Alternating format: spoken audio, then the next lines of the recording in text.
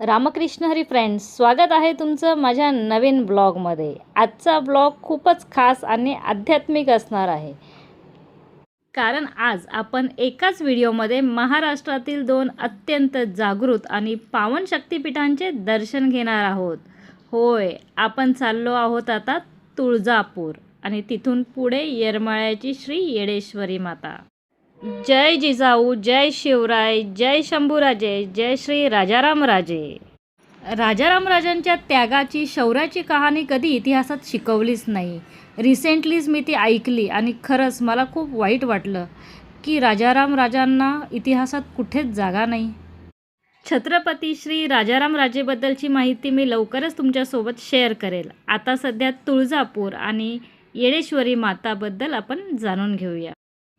तुळजाभवानी माता ही महाराष्ट्राचे आराध्य दैवत छत्रपती श्री शिवाजी महाराज यांची कुलस्वामिनी आहे आणि महाराष्ट्रातील 3.5 शक्तिपीठांपैकी एक पूर्ण शक्तिपीठ आहे। कृतयुगात कर्दमी ऋषींची पत्नी अनुभूती हिने तपश्चर्या करताना कुकुर नावाच्या राक्षसाने तिला त्रास देण्याचा प्रयत्न केला।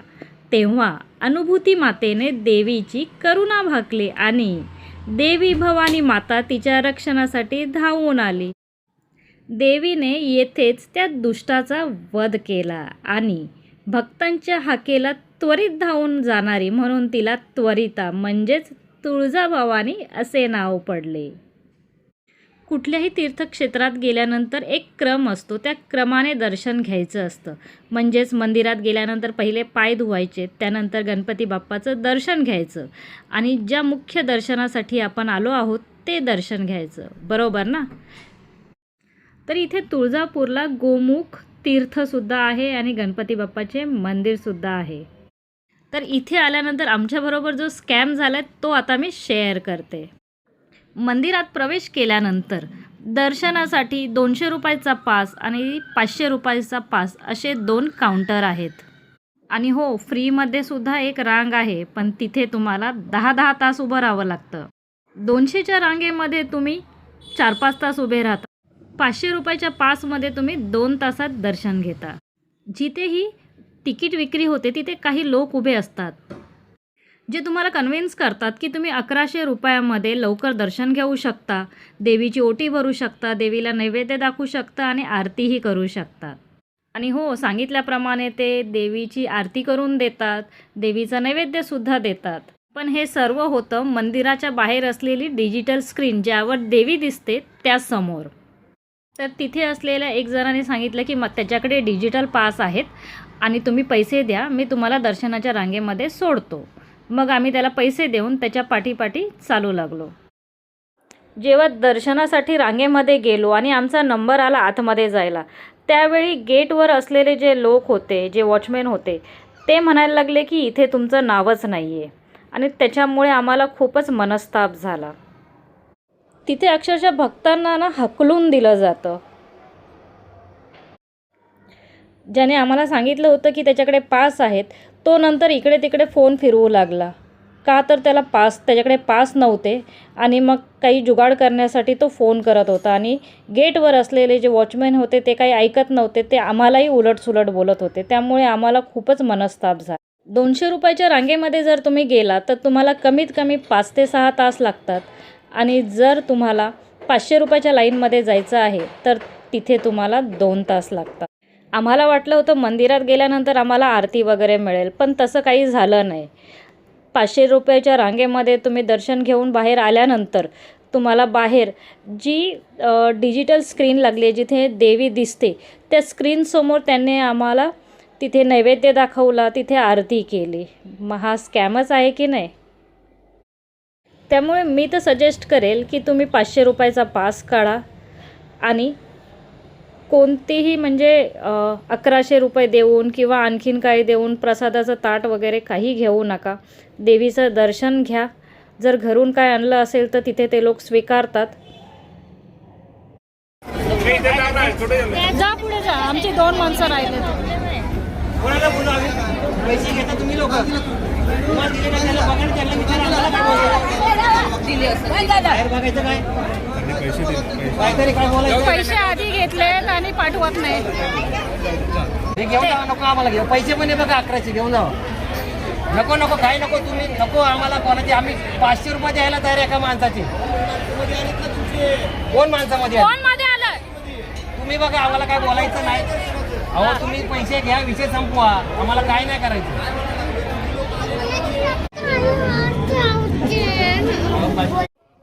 आई राजाचा उदो उदो.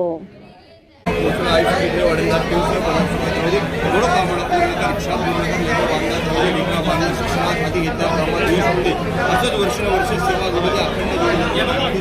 संसारी अनाथनाथ्रियं वेगुणा विस्तारी वारी वारी धर्ममरणाचे वारी यारी पडनवाता संस्कृती वारी जय देवी जय देवी जय महिषासुरत्यात्मवर्णे पुनर्वर्णे पुनर्वर्णे सारसंजीवने जय देवी जय देवी.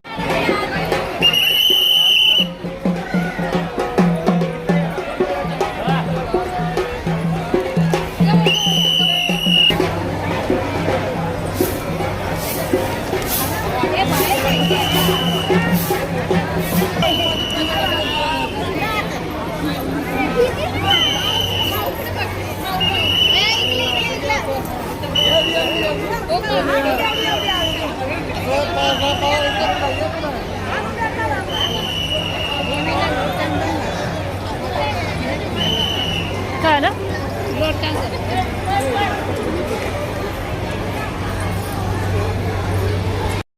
तुळजापूरची भवानी माता असो की येरमाळ्याची येडेश्वरी माता, इथे येणारा भक्त आपली श्रीमंती जातपात सगळं विसरून मातेच्या दारात जोगवा मागतो.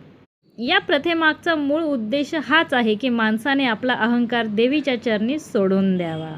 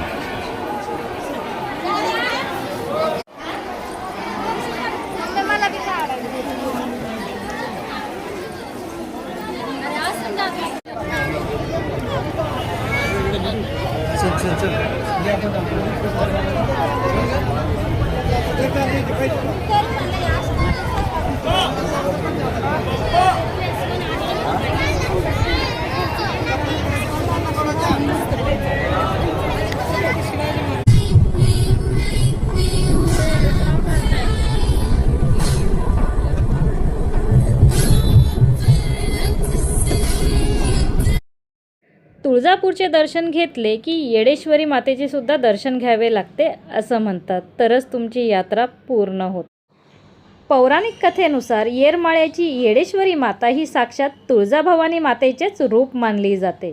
देवी भागवतात आणि स्थानिक लोककथांमध्ये असा उल्लेख आढळतो की जेव्हा प्रभू रामचंद्र सीतेच्या शोधात दक्षिण भारतात आले होते तेव्हा त्यांची परीक्षा घेण्यासाठी साक्षात जगदंबा पार्वती माता म्हणजेच भवानी माता पृथ्वीवर अवतरली.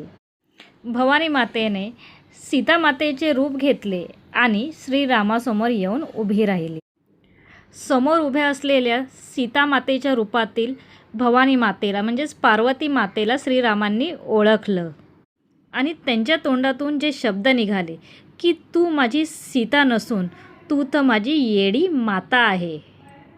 आणि मग तेव्हापासूनच पार्वती माता म्हणजेच येडेश्वरी माता येरमाळ्यामध्ये राहिली. आता सगळ्यात महत्त्वाचा मुद्दा, तुळजापूरचे दर्शन घेतल्यानंतर येडेश्वरी मातेचे दर्शन का घ्यावे लागते?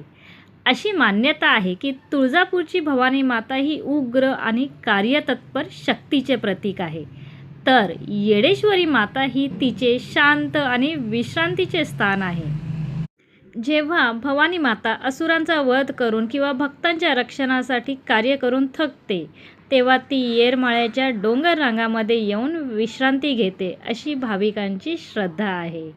दुसरं कारण म्हणजे कुलधर्म कुलाचार. धाराशिव जिल्ह्यातील या दोन्ही देवींचा परिसर एकमेकांशी जोडलेला आहे.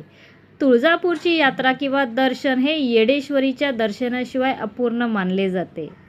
जेव्हा तुम्ही तुळजापूरला जाऊन भवानी मातेकडे ऊर्जा आणि आशीर्वाद मागतात तेव्हा त्या यात्रेची सांगता किंवा कृतज्ञता व्यक्त करण्यासाठी तुम्हाला तिच्याच या येडाई रूपाच्या चरणी लीन व्हावे लागते. यामुळे मनातील इच्छा पूर्ण होते आणि कौटुंबिक सुखशांती लाभते, अशी जुनी परंपरा आहे.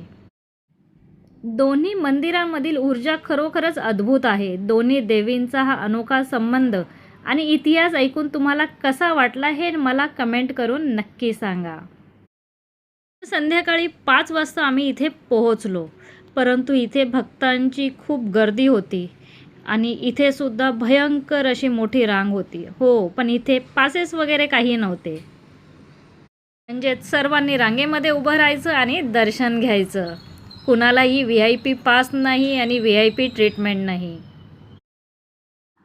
रांगेमध्ये उभे असताना शिव जोरात पडला आणि त्याच्या नाकातून रक्त यायला लागलं.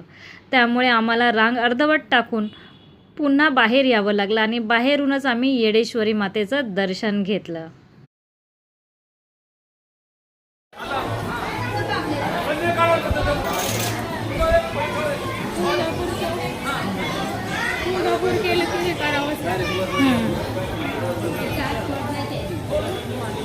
ती पळते पुढं पायरा पळते. तर इथे नवस केलेले अनेक भक्तजण असतात जे दिवे लावतात. इथे सुद्धा जोगवा मागण्याची सुद्धा पद्धत आहे.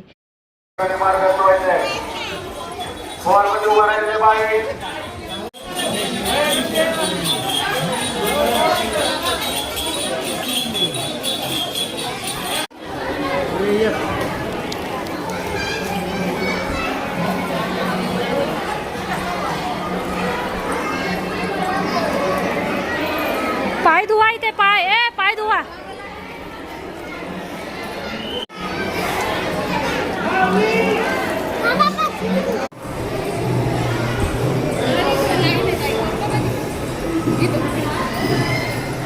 बरीच गर्दी.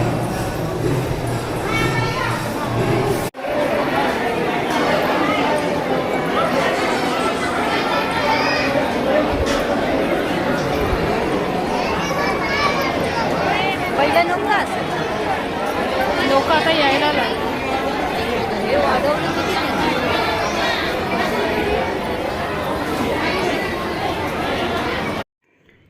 तर मित्रमैत्रिणींनो, जर तुम्ही इथे अजून आला नसाल तर नक्की प्लॅन करा. आधी तुळजापूर आणि मग येडेश्वरी माता.